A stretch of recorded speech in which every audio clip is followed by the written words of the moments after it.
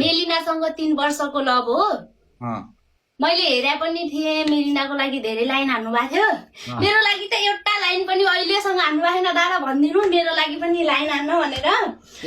हानौला बाबु भन्दैछु, हेर हान बहिनीको लागि लाइन हान। सही भन्नुभयो बहिनी, यिनलाई भाइ भन्ने भयो, मलाई त ए बुहारी मेरो बुहारीको लागि लाइन हान। तेरामा भन्दैछु बाबु, हेर तेरामा पानी हालेर मुर्गाको छाला निकाले जस्तै निकालौ न तेरो कपाल। नाइ दादा कपालको लागि केही नभन्नु, मैले भन्यौ दामी देखिनु। चल एक लाइन सुना मेरो बुहारीको लागि। एकछिन म भनिरहेको छु हाम्रो लभ स्टोरी। लभ सुनाऊ, स्टोरी सुनाऊ चल। अनि सुरुमा फेरि नराम्रो कमेन्ट नलेख्नु गाइज, अनि त्यसलाई नगिराउनु। सुरुमा मैले बिग फ्यान दादा भनेर एउटा भिडियोमा कमेन्ट गरेको थिएँ। अनि उनले चाहिँ मलाई मेरो 1 महिना भएको थियो मेरो मोबाइल आएको। अनि पछि मैले व्हाट्सएप आइडी पनि खोलेको थिएन। अनि यिनले व्हाट्सएप नम्बर पठाउनु भएको थियो, मैले खोलेँ, यिनकै लागि भयो पनि खोलेँ। अनि पछि एक दिन त बी फ्रेन्ड दादा भनेर बोलियो। अनि फेरि अर्को दिन चाहिँ के भयो भने चाहिँ मेरो एउटी सानी बहिनी थिए, तिम्रो दिदीलाई दिन्छौ कि नै भन्नुभयो। अनि मैले बुझिहालेँ।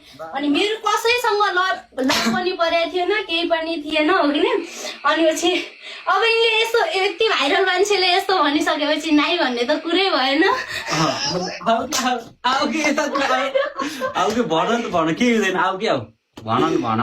अनि भन अरू कुरा पनि भन। अनि पछि त्यस्तै भएको थियो।